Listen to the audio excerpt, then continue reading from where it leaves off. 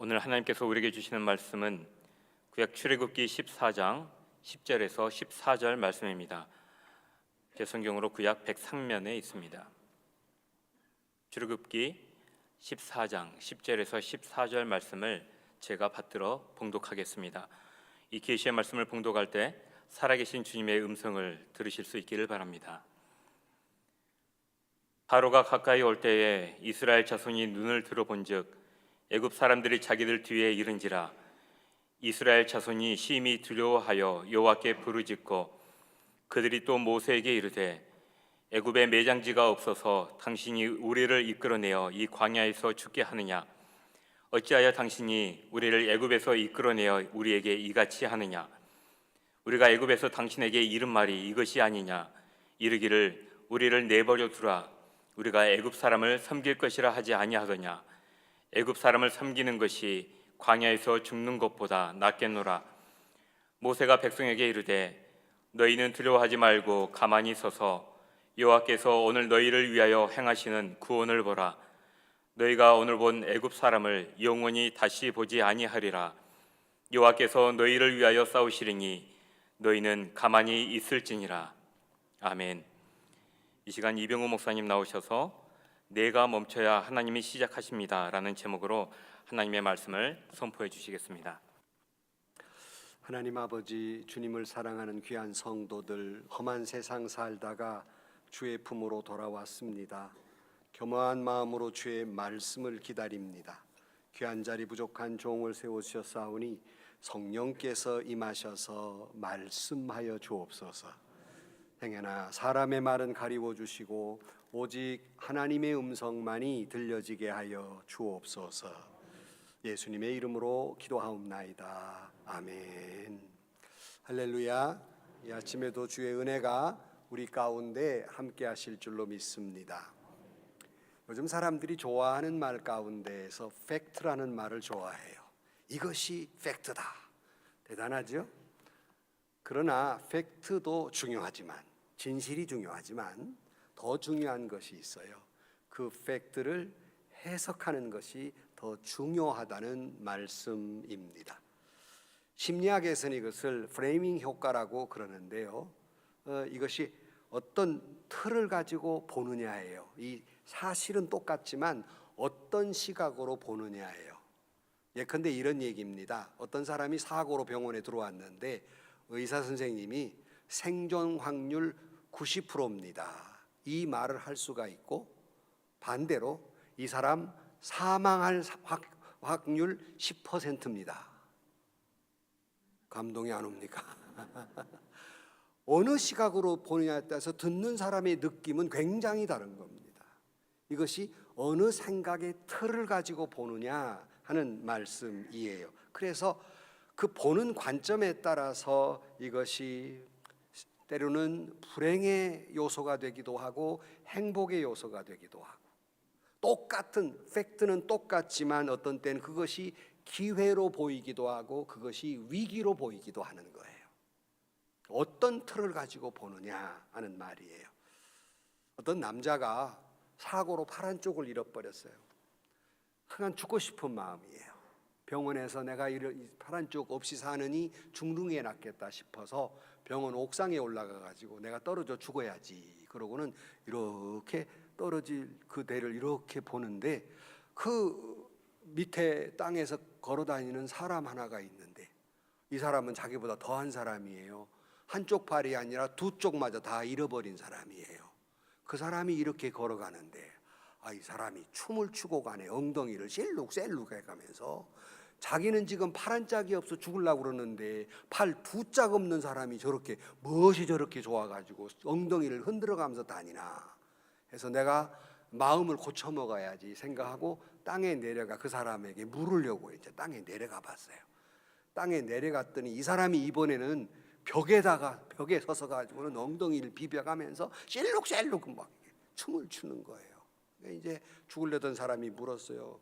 나는 팔 한 짝이 없어도 죽고 싶은데 당신은 뭐가 그렇게 좋아가지고 그렇게 춤을 추고 야단이냐고 이렇게 물어봤어요. 그랬더니 이 춤추던 사람이 실눈을 뜨면서 하는 말이 너도 이 상황에서 엉덩이가 가려워봐 임마. 뭐 말을 알아들으셨습니까? 전혀 어떤 관점에 보면 상황이 전혀 다른 거예요. 이것이 어떤 프레임으로 보느냐, 어떤 관점으로 보느냐. 이게 웃자고 한 얘기지만 이것은 정말로 우리가 영적인 진리로 눈앞에 보이는 현상만을 보고 생각하지 말라는, 이것을 해석하고 어떤 때는 절망하고 어떤 때는 희망을 가지고 어떤 때는 남을 부러워하기도 하는데 나타난 것만 보고, 그러나 이것을 바라볼 때 실상은 다를 수 있다는 거예요.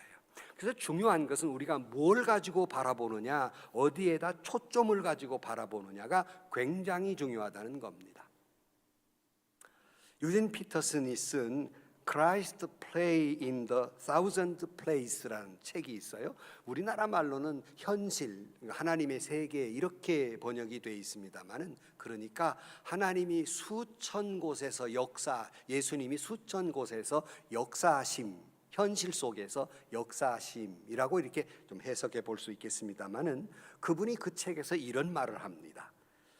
하나님께 대하여 경건하게 살고자 하는 사람은 꼭 받아야 할 훈련이 있다. 그것은 초점 훈련이다. 그런 말을 했습니다. 이게 굉장히 중요한 말인데요. 왜냐하면 어떤 팩트, 문제가 있습니다. 어떤 문제가 있을 때 어디에다가 중심을 두고 바라보느냐가 굉장히 중요하다는 겁니다. 즉 어떤 팩트가 있을 때 이것을 하늘을 생각하고 바라보느냐, 땅을 생각하고 바라보느냐에 따라서 그 느낌이 다르다는 거예요. 그러니까 하나님을 생각하고 바라보고 있느냐, 나를 생각하고 바라보고 있느냐, 또는 이웃을 생각하고 바라보고 있느냐가 중요하다는 거예요. 다른 말로 팩트가 있는데 이것을 과거를 생각하며 바라보느냐, 미래지향적으로 미래를 생각하며 바라보느냐에 따라서 전혀 그 해석이나 적용이 다르다는 겁니다. 즉 생각의 초점을 어디에다 두느냐예요. 우리는 연말이 돼서 2025년을 바라보면서 우리가 이게 다시 한번 반추하면서 돌아보는 시기이기도 하고 2026년을 계획하는 시기이기도 합니다. 중요한 것은 과거도 나 중심으로 바라보느냐, 하나님의 역사 중심으로 바라보고 있느냐, 미래도 나 중심으로 생각하느냐, 하나님의 섭리 중심으로 생각하느냐가 전혀 해석이 다르고 설계가 달라진다는 말씀입니다. 초점을 어디에다 두느냐는 거예요. 성경을 읽을 때도 그렇습니다. 히브리적 사고에 의하면 성경을 읽을 때, 오늘 또 모세의 이야기가 있습니다만은 모세, 여호수아, 다윗, 아브라함 이야기를 보면서 우리가 뭐하러 이스라엘 역사를, 우리나라 역사도 알기 어려운데 뭐하러 이스라엘 역사를 알아야 되느냐라고 세상 사람들은 생각할지 몰라도 히브리적 사고는 아브라함 이야기, 모세, 야곱의 이야기를 통해서 내 중심으로 보는 게 아니라 하나님 중심으로 바라보면서 이 아브라함의 이야기를 통해서 하나님이 내게 뭘 말씀하시고자 하는가, 초점을 하나님께 두라는 겁니다. 아브라함에게도 두지 말고 나에게도 두지 말고 하나님이 뭘 하시기를 원하시는가. 모세의 이야기, 영웅 여호수아의 이야기를 통해서도 하나님이 나에게 뭘 말씀하시는가. 이 시간에도 여러분 설교를 들으시면서 그랬대가 아니라, 아니 이 시간에 이 말씀을 듣게 하시는 이유가 있을 것인데 나에게 무슨 말씀을 하시고자 하는가, 뭘 원하시는가 중심으로 보라는 거예요. 뭘 원하시는가, 하나님께 초점을 맞추라는 겁니다. 물론 여러분이 생각하는 정의, 진실, 팩트 굉장히 중요해요. 그러나 더 중요한 것은 이것을 나 중심으로 보느냐, 하나님의 중심으로 보느냐는 건 전혀 다른 문제라는 겁니다. 이스라엘은 지금 그 도가니진 쥐꼴이 됐어요. 비아이롯이라는 곳에 도착을 했는데요. 그거는 앞에는 요단강이 있고 또 큰 산맥이 있어서 도망갈 수도 없는 도관의 쥐 같은 꼴이 됐고, 뒤에서는 바로의 군대가 쫓아오는데 무려 전차가 600대. 그게 요즘 말하면 전차와 같은 거예요. 당시 말이 끄는 전차지만 600대가 막 쳐들어오고 있습니다. 앞에는 푸른 물이요, 옆에는 산이요, 뒤에는 바로 군대가 쫓아와요. 절체절명의 순간입니다. 실존주의 철학자 카를 야스퍼스는 도저히 인간이 피할 수 없는 벽에 부딪혔을 때 그것을 한계 상황이라고 이야기합니다. 우리는 살아가면서 이런 한계 상황에 부딪힙니다. 이 한계 상황이 뭐예요? 이 문제가 있는데 이것이 내 지식으로도 안 되고, 내 실력으로도 안 되고, 내 인맥으로도 안 되고, 내 돈으로도 안 되고, 아무것도 도저히 뚫고 나갈 수 없는 벽을 느꼈을 때, 한계 상황에 느꼈을 때 여러분은 무엇을 중심으로 바라보고 있느냐 하는 거예요. 아마 이 자리에도 막다른 골목에 있는 분들 있을 거예요. 남들에게 말은 못하지만 사업이 부도 위기에 있거나, 남들에게는 말 못하지만 자녀 문제로 고통스럽거나, 가정의 파탄 직전에 있거나, 아니면 신앙적으로 여러 가지 이유로 위기에 있거나, 교회의 관계의 문제로 고통 가운데 있는, 그래서 도저히 내가 피할 곳도 없고 숨을 곳도 없고 절체절명의 순간, 여러분은 어디다가 초점을 두느냐예요. 오늘 하나님의 말씀을 통해서 주께서 주시는 음성을 듣게 되기를 주의 이름으로 축원합니다. 이들의 절망적인 순간을 10절에 이렇게 표현하고 있습니다.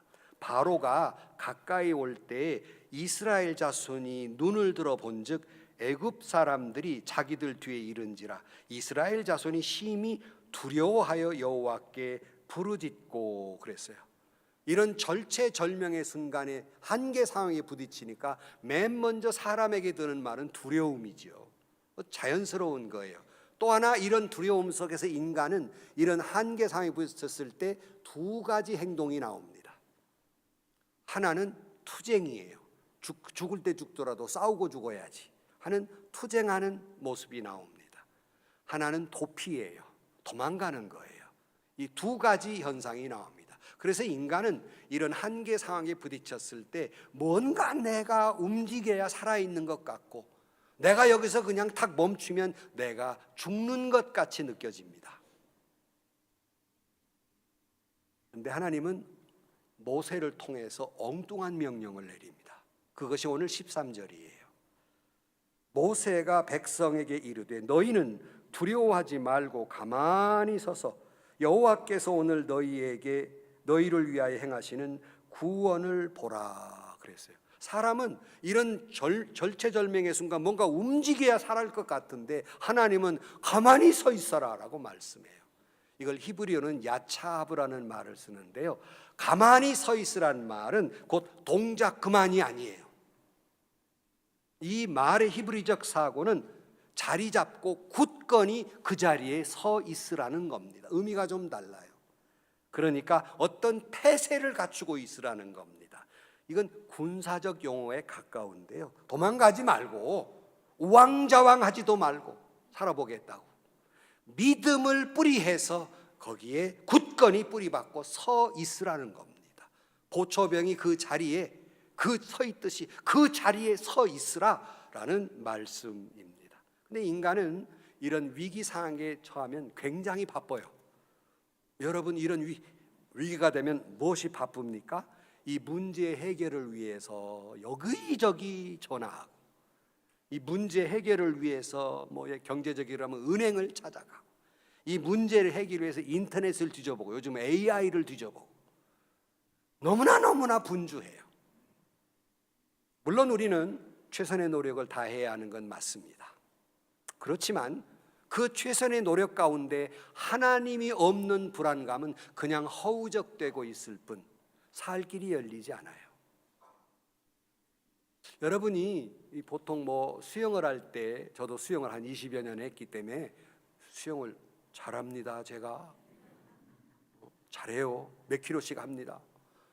그런데 수영을 가르칠 때 왜 맥주병인 줄 압니까? 왜 나는 맥주병이야? 그런 사람은 틀림없이 고개를 쳐들기 때문에 그렇습니다.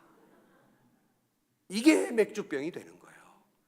제가 원색적으로 말하기에 이 수영을 가르치면 그래요. 야, 너 고개를 물에 쳐박어. 물에 깊이 내 머리를 넣을수록 사람은 뜹니다. 안 믿는 분위기인데 넣으면 죽을 것 같으죠? 살아요. 왜냐하면 몸의 가장 무거운 데가 머리예요. 이 가슴이나 몸은 부력이 있어가지고 공기가 있어서 떠요. 그러니까 머리만 물에다가 넣으면 자연히 가만히 있어 보세요. 떠요. 근데 사람은 가만히 있으면 죽을 것 같아. 그래가지고 막 허우적대서 고개를 숨쉬라고 쳐드니까 그것 때문에 죽는 거예요. 안 믿는 분위기라 이거 참해요. 고개 들지 마세요. 교만하면 죽습니다. 내가 내 힘으로 살려고 허우적대지 마세요. 죽습니다. 여기 보면 우리가 하나님 없이 허우적대니까 그냥 허우적대고 있는 거예요. 죄 죽는 줄도 모르고. 하나님 말씀하십니다. 너 계산기 놔. 너 지금 이렇게 2대 3이냐 3대 5냐 뭐 7대 3이냐 너 그거 계산기 놔. 누구 편이 많고 누구 이거 계산기 내려놔. 본주와 여기 이 사람 저 사람 찾아다니고 여기저기 네 발걸음 멈춰. 여기저기 원정하고 그냥 자기 편 만들라고 전화질 그만 스톱. 가만히 좀 있어. 내가 너를 위해 싸우는 걸 봐라. 네가 하려고 하지 말고 내가 너를 위해 싸우는 걸 봐라. 이 말씀이에요. 이게 가만히 서 있어. 믿음을 가지고 좀 가만히 서 있어라. 여러분, 야차브는 하나님 앞에 믿음을 가지고 항복하는 거예요. 그렇게 서 있는 거예요. 이것을 누가 했냐면 종교개혁자 마틴 루터가 보름스 의회에서 그가 종교재판을 받습니다. 당시 종교재판은 마녀 사냥처럼 죽이는 거예요. 이때 마틴 루터가 유명한 말을 했습니다. Here I stand. 하나님, 나 여기 있습니다. 하나님, 나는 다른 말 할 수 없습니다. 하나님, 나 여기 있어요. 하나님. 이것만 했어요. 이 유명한 말입니다. 죽음의 두려움 앞에서 그는 인간적인 생각을 가지 않아요. 나 여기 하나님, 나 여기 있어요. 나 여기 있어요. 이게 야차브, 믿음의 자리를 지키는 거예요. 여러분, 이 말씀은 우리에게 도전을 하고 있습니다. 여러분 혹시라도 경제적인 위기가 있습니까? 자녀의 문제가 있습니까? 신앙적인 어려움이 있습니까? 야차브란 말은, 가만히 서 있으란 말은 여러분 기도의 자리를 떠나지 말고, 예배의 자리를 떠나지 말고, 그 직분의 자리를 떠나지 말고, 세상적인 방법과 오만 술수와 엄한 것들을 동원해 세상적인 방법으로 도망가려 하지 말고 믿음의 자리에 지키고 서 있으라. 성안교회 교우 여러분, 믿음을 가지고 여러분의 자리를 지키시기를 축원합니다. 기도의 자리, 예배의 자리, 찬양의 자리, 헌신의 자리, 그 자리 지키고 서 있으라. 이 말씀이지 동작구만이 아니에요. 그리고는 굳건히 버티고 서서 하나님이 이 상황에 어떻게 일하시나 보는 것이 위대한 믿음의 싸움 법칙이에요. 내가 어떻게 해보는 것이 아니라 하나님이 어떻게 하시나 바라봄. 그것도 내가 믿음을 지키면서 바라봄. 여러분, 성안교회가 그런 교회가 되기를 축원합니다. 두 번째 멈춰야 될 것이 있습니다. 그것은 원망과 불평입니다. 오늘 11절 12절 말씀에 보면 이스라엘 백성들은 원망을 해요. 어디 이집트에 무슨 매장지가 없어 우리를 여기까지 데리고 나와 다 죽게 만드느냐. 우리가 뭐라고 그랬더냐 당신한테. 그냥 노예살이 하는 것이 낫지. 우리를 건드리지 말아 했더니 우리를 여기까지 와서 다 죽이느냐 하고 원망하고 불평합니다. 근데 이 사람들이 참 못된 게 불과 며칠 전에 그들은 생생히 하나님을 봤어요. 뭘 봤냐면 10가지 재앙을 통해서 기적을 봤거든요. 그리고 장자가 죽지 않는 은혜를 입었거든요. 하나님이 모세와 함께 하는 것을 두 눈으로 봤거든요. 불과 며칠 전이에요. 근데 금세 그 은혜를 까맣게 잊어버리고 지금 나타난 팩트, 현상만 보고 원망과 불평하는 거예요.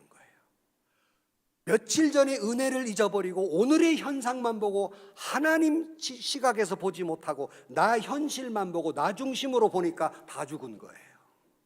하나님을 안 보니까. 이들이 왜 원망을 했냐면 세상을 생각하고 자신을 생각하고 인간적인 잔머리를 굴려보니까 100% 원망이에요.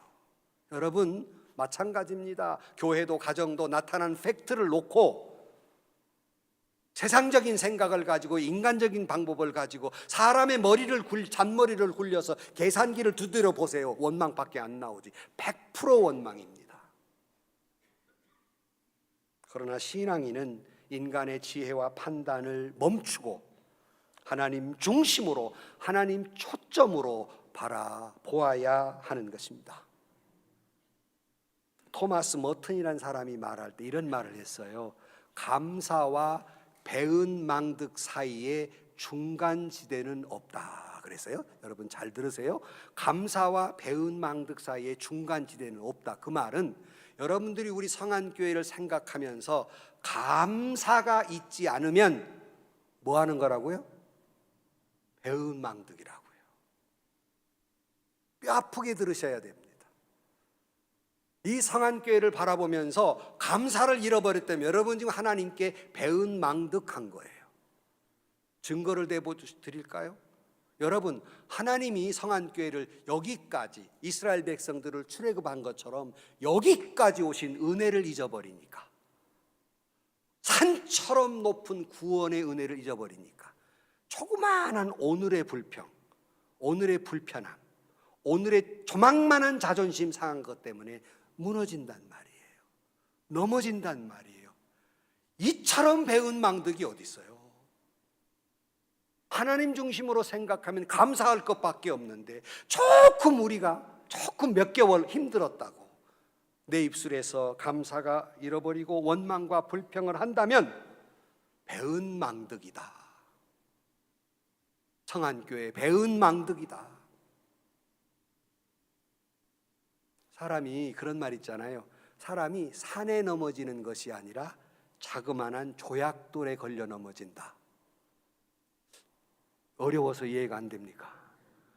산에 산을 거쳐 넘어진 사람 없어요.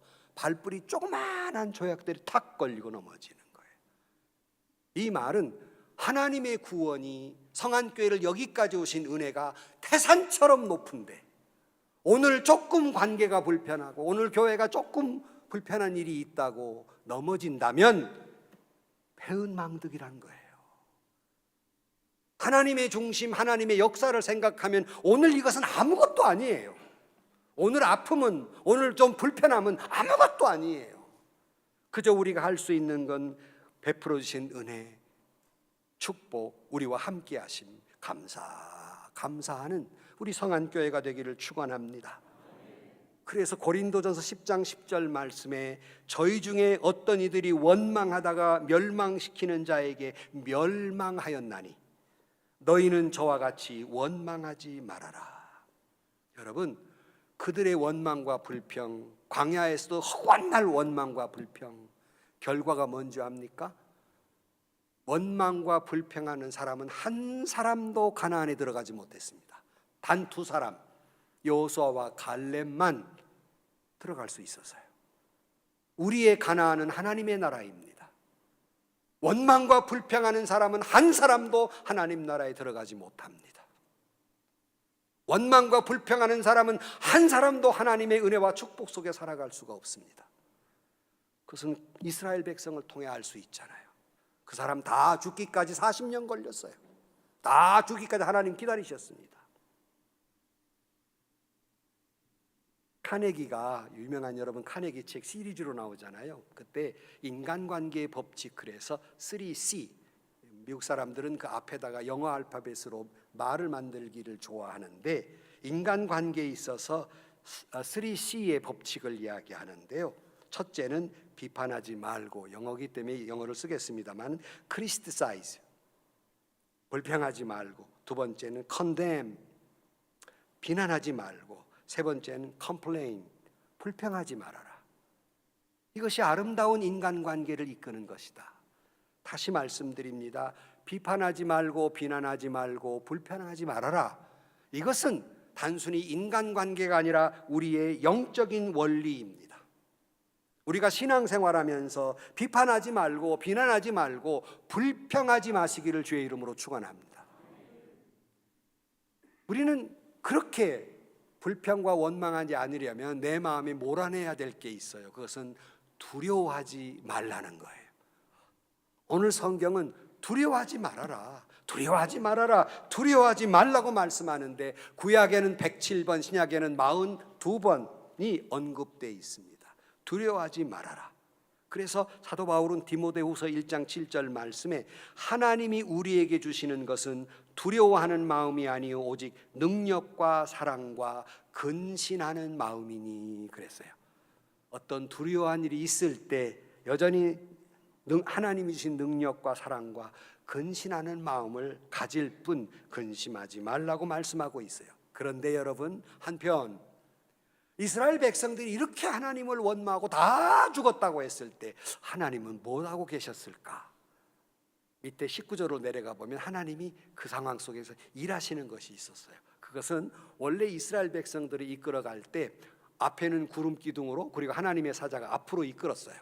그런데 이 적군이 뒤에 쫓아오니까 하나님의 구름 기둥이 뒤로 물러납니다. 그리고는 아군과 적군 그러니까 이집트 군대와 이스라엘 사람 사이에 딱 가로막고 씁니다. 그래서 이쪽에서는 검은 구름 속에서 흑암으로 만들어 버리고 이스라엘 쪽에서는 광명을 만들어 줍니다. 이렇게 하나님이 역사하고 계셨습니다.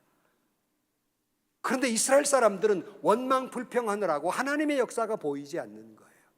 왜 우리가 두려워하지 말고 불평을 멈추라고 말하냐면 이유가 여기에 있는 겁니다. 우리가 원망과 불평 내 안에 내 소리가 크면 하나님의 음성이 들리지 않고 내 안에 원망이 크면 하나님의 역사가 보이지 않는 거예요. 원망하느라고 안 보이는 거예요. 여러분 그래서 가만히 있으란 말은 그 원망의 입 좀 다물라 그 말이에요. 멈춰서라. 여러분 우리는 억울하다고 무섭다고 나만 상처 입었다고 말이 너무 많아요. 그러다 보니까 세미한 하나님의 음성이 들리지 않습니다. 내 소리가 너무 커서. 증거가 엘리야가 죽인다고 쫓아오니까 하나님 차라리 내가 죽는 게 낫지 이게 무슨 꼴입니까 하고 하나님을 원망하고 있었어요. 이때 큰 바람이 부는데 거기에도 하나님이 안 계셨어요. 막 지진이 났어요. 거기에도 하나님이 안 계셨어요. 막 불이 막 나고 거기에도 하나님이 안 계셨어요. 고요한 중에 세미한 음성으로 주님이 말씀하셨습니다. 여러분이 끓어오르는 분노, 여러분 마음속에 그런 지진과 그런 폭풍과 몰아칠 때는 마음에 그런 소리로 가득 찬 사람에게는 하나님의 세미한 음성이 안 들립니다. 잊지 마십시오. 가장 강력한 기도와 무기는 침묵하는 겁니다. 아멘을 5사람밖에 안 오고 밤새도록 동풍이 불어가지고 이 홍해를 하나님이 갈라놓으셨거든요. 이스라엘 사람들은 안 보였어요. 왜 그게 안 들리고 그게 안 보여? 원망하느라고 불평하느라고 하나님의 역사가 안 보이고 안 들리는 거예요. 그래서 부정적인 사람은 언제나 영어로 why 여기에 매몰돼 있어요. 왜 나에게 이런 일이? 왜 내게 이런 상처가? 왜 나만이 이런 대접을 받아야 하는지? 왜? 여기에 매몰돼 있습니다. 그러나 믿음의 사람은 how 어떻게잖아요. 하나님이 어떻게 하실까 기대하는 거예요. 부정적인 사람은 왜 하고 원망하게 되지만 믿음의 사람은 how, 어떻게 하나님이 하실 것인가 기대하게 되는 것입니다. 성안교회 교우 여러분, 왜 그랬냐고 묻지 마시고 원망하지 마시고 이 상황 속에 하나님이 어떻게 하실까 기대하고 기도하면 응답해 주실 것입니다. 기대하라 개봉 박두. 기대하시란 말이에요. 기대하고 기도하면 응답해 주시는 거예요. 홍해의 기적이 우리 성안교회의 기적이 될 줄로 믿습니다. 원망은 내 시선을 문제에 고정시켜 두어요. 원망은. 그러나 내가 침묵하는 기도하면 내 시선을 하나님께 둡니다. 이거 뻔한 사실이잖아요. 뭐 내가 설명도 필요 없어요. 원망은 문제에 내 시선을 고정시키지만 침묵하며 하나님께 기도하는 사람은 하나님께 시선을 초점을 둔다는 말이에요. 전혀 그 해석과 결과는 다르단 말이에요. 내가 이게 답답해요. 우리 성안교우 여러분, 문제에 매몰되지 마시고 하나님께 초점을 맞추시기를 주의 이름으로 축원합니다. 억울하십니까? 답답합니까? 힘듭니까? 상처가 큽니까? 자존심 상했습니까? 입 다무세요. 입 다물고 고요히 골방에 들어가 침묵의 기도함으로 주님의 세미한 음성, 나의 등 뒤에 역사하시는 하나님의 소리, 하나님의 임재를 경험하는 여러분들이 되시기를 주의 이름으로 축원합니다. 세 번째로는 멈춰야 할 게 있어요. 그것은 과거 지향형, 과거에 집착한 것을 멈춰서라는 겁니다. 자, 이스라엘 백성들이 원망하며 뭐라 그랬어요? 그때 차라리 우리가 이집트에 있을 걸, 왜 우리를 여기까지 데려와서 우리를 다 죽게 만드냐고 과거로 회귀하려고 합니다. 퇴행적인 모습을 보여. 차라리 그때로 돌아가는 게 나을 텐데 하고 퇴행적 모습을 보입니다. 오늘 그런 하나님은 13절 말씀이 뭐라고 했냐면 당신들이 오늘 보는 이집트 사람을 다시는 영원히 보지 못할 것이다 그랬어요. 무슨 말씀이에요? 너희들 이집트로 돌아가고자 하지만 못 돌아가. 뒤로는 못 가. 라는 말씀이에요. 과거를 끊으라는 말이에요. 그래서 하나님이 행동하시는 게 있습니다. 꽉 동풍을 불어가지고 다 마른 땅을 만들어 놨는데 나중에 이스라엘 백성들이 건너니까 어떻게 됐어요? 다시 물이 합쳐져 버립니다. 이것이 바로의 군대가 죽는 일도 있지만 이스라엘 백성들의 입장에서는 돌아가요, 못 돌아가요? 못 돌아가는 거예요. 그래서 어떤 학자는 이것을 거룩한 하나님의 배수진이라고 말해요. 하나님이 뒷문을 막아버렸어요. 너 이제 뒤로 못 간다. 너 이제 앞으로만 가라는 말씀입니다. 이 말씀을 왜 하느냐? 한 가지 더 예를 들겠습니다. 1981년에 페리카노호라는 배가 있었는데 이 배가 세계 대항을 다니면서 2년 동안 정박할 곳을 찾지를 못해요. 무려 11개국을 가서 우리 배 좀 정박하게 해달라고 그래도 정박을 못했습니다. 예컨대 스리랑카, 인도네시아, 온두라스 이런 데 가서 내가 비용을 낼 테니까 정박 좀 해. 안 된다고.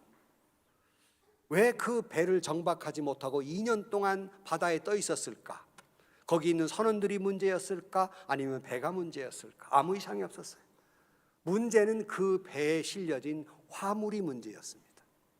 그 화물이 뭐냐면 필라델비아에서 나오는 쓰레기 소각한 잿더미 1만 5천 톤이 거기에 실려져 있었어요. 각국에서 그 쓰레기 잿더미는 못 받겠다 하고 다 거절한 거예요. 선주는 그 가서 어디다가 딱 정착하고 돌아오면 돈 좀 벌겠다 생각했는데 어디에도 정착할 곳이 없었습니다. 무슨 말씀입니까? 여러분의 마음속에 이 쓰레기를 가지고 있는 한 어떤 사람도 미래의 항구에 닻을 내릴 수 없습니다. 여러분의 가슴 속에 쓰레기가 뭡니까? 왕년에 내가 이랬다는 왕년의 영광, 또는 과거의 상처, 또는 실패의 기억, 어떤 때에는 해묵은 원한, 이런 쓰레기를 가슴에 안고 있는 한 결코 미래라는 항구에 닻을 내릴 수 없을 것입니다. 빌립보 3장 13절 말씀에 뒤에 있는 것을 잊어버리고 앞에 있는 것을 잡으려고 표대를 향하여 달려가노라 그랬는데, 뒤에 있는 것을 잊어버린다는 건 기억 상실증이 아니에요. 일부러 스스로의 결단입니다. 과거의 쓰라린 상처들이, 원망이 내가 미래로 나가는데 방해하지 않도록 의지적으로 끊어버리는 거예요. 일부러 잊어버리는 거예요. 여러분, 한번 제가 예화로 말씀드린 기억이 나는데요. 베트남에서 전쟁이 이제 패배로 미국이 끝나고 거기 있던 사람들이 막 다 도망 나오는데, 배를 타고 또 도망을 나와서 그 사람들을 보트 피플이라고 그랬어요. 배 타고 도망가니까 비가 억수로 내리는데 사람들이 배를 타고 도망을 가나고 흑암에 배를 타고 막 육지에서 가능한 한 멀리 떨어져야 되니까 막 밤새 노를 졌어요. 그리고 아침이 훤히 밝아서 우리가 얼만큼 나왔나 봤더니 1cm도 못 나갔어요. 왜 이렇게 됐나 그랬더니 배를 육지에 묶고는 줄을 안 끄는 거예요. 1cm도 못 나갔어요.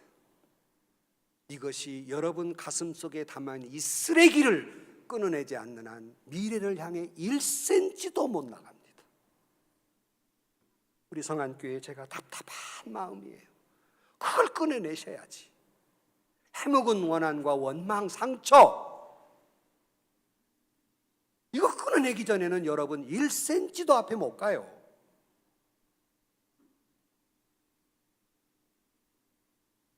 사랑하는 성도 여러분, 여러분이 이렇게 버리지 못하고 쥐고 있는 낡은 줄을 끊어버릴 때, 오늘 제목처럼 여러분이 그 멈춰서야 하나님이 일하십니다. 결론으로 말씀을 드립니다. 영성가 헬린 아우엔이 그 신부님 말년에 한 서커스단에서 공중 고개사들을 통해서 깊은 영적인 깨달음을 얻습니다. 여러분, 서커스를 구경해 보면 그 높은 데에 그네가 두 개가 달려가지고 그네에서 막 하다가 한 사람이 막 반대쪽으로 다르면 한 사람이 탁 잡아주잖아요. 안 봤어요 또? 막 떨어질까 막 조마조마하고 막 그거 보잖아요. 옛날에는 저 광주에서도 저는 저 시장 바닥에서 고개 많이 봤어요. 저도 이렇게 딱 잡는데, 그때 반대쪽에서 뛰어가는 사람을 플라이어라고 말합니다. 그리고 잡는 사람을 캐쳐라고 한다고 그래요. 플라이어와 캐쳐가 이제 만들어내는 장면인데요. 어느 날 노련한 고개사가 나우엔에게 내가 비밀 하나를 말해주겠다고 그랬어요. 어떻게 잡느냐, 어떻게 비밀 하나를 주겠다고.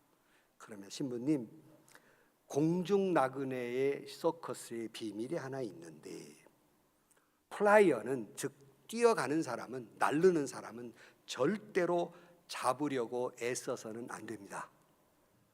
플라이어는 그냥 팔만 뛰고 팔만 쭉 걸리고 기다리고만 있으면 됩니다. 잡는 건 온전히 캐쳐가 하는 일입니다. 만약에 플라이어가 저 캐쳐가 나를 못 잡을까 해서 막 자기가 잡으려고 휘젓다 보면 플라이어도 캐쳐도 손목이 부러지고 떨어집니다. 온전히 플라이어는 그냥 믿고 손만 뻗고 있을 뿐, 잡는 건 캐쳐가 하는 일입니다. 그렇게 이야기를 하더라는 거예요. 이거도 그 무료고 무슨 상관이 있어? 상관이 있어요. 여러분은, 저희는 하나님 앞에서 플라이어입니다. 탁 뛰는 사람이에요. 캐쳐는 하나님이십니다. 나는 그냥 딱 뛰고 손만 벌리고 있으면 됩니다. 누가 붙잡아요? 하나님이 붙잡기 때문에. 이것이 영적인 원리입니다.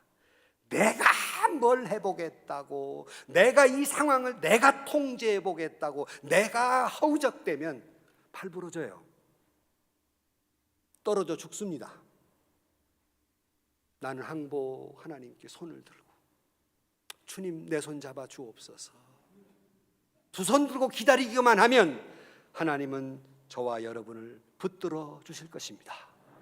하나님은 우리에게 말씀합니다. 가만히 좀 있어. 힘 좀 빼. 여러분, 그 구명 바다에 빠진 사람을 구출하는 사람들이 막 허우적대면 가만히 놓고 좀 몇 분 기다려요. 지풀에 지쳐서 가만히 있을 때까지 기다려요. 왜냐하면 거기 가까이 가면 같이 죽습니다. 그가 가만히 계세요. 내가 잡아줄 가만히 계세요가 말이에요. 하나님이 말씀하는 거예요. 가만히 좀 있어라. 기다려라. 내가 건져줄게. 여러분은 인간적 수단과 방법, 패거리 싸움, 인간적인 수단과 그런 잔꾀를 부려서 내가 통제해 보겠다고 하는 건 죽는 일이라는 거예요. 다시 말씀드립니다. 나는 손만 벌릴 뿐 캐쳐는 하나님이십니다. 사랑하는 성도 여러분, 사방이 막혀 있습니까?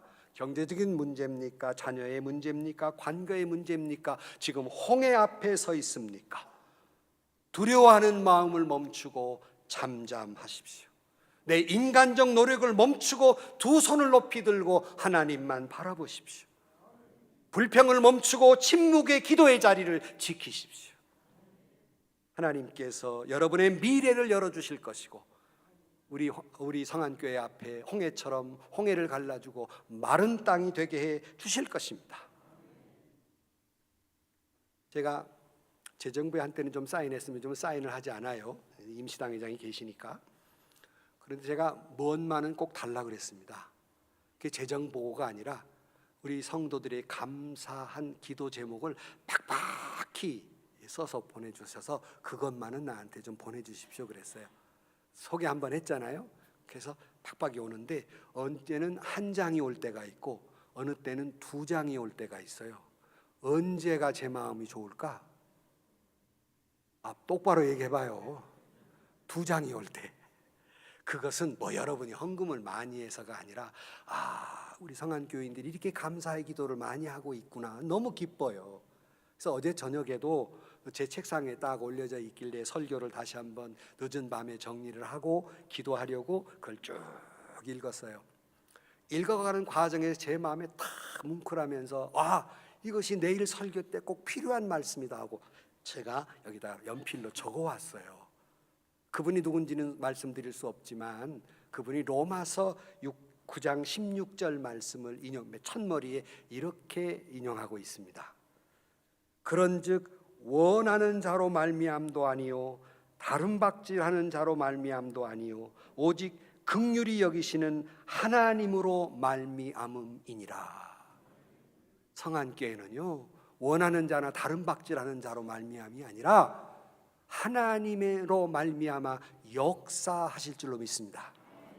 여러분 멈추십시오. 내가 상황 통제하겠다고, 내가 어떻게 해보겠다고 멈추십시오. 나의 조급함, 그래서 나오는 입술의 원망을 멈추십시오. 침묵으로 기도하십시오. 과거의 낡은 상처나 원망, 그 줄을 끊어버리십시오. 이 멈춤을 통해서 이 한 주간 동안 하나님의 위대한 시작을 경험하시는, 하나님의 역사를 경험하는 우리 성안 식구들이 되시기를 주의 이름으로 간절히 축원합니다. 기도하십시다.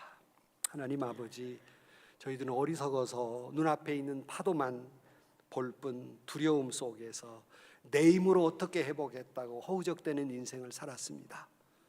두려움을 멈추게 하시고 가만히 서서 주님을 바라보게 하여 주옵소서. 원망을 멈추고 침묵의 기도의 사람이 되게 하여 주옵소서. 내 안에 있는 온갖 쓰레기들을 다 잘라내게 하여 주옵소서. 그리하여 하나님의 역사하심을 경험하는 우리 성안의 식구들이 되게 하여 주옵소서. 예수님의 이름으로 기도하옵나이다. 아멘.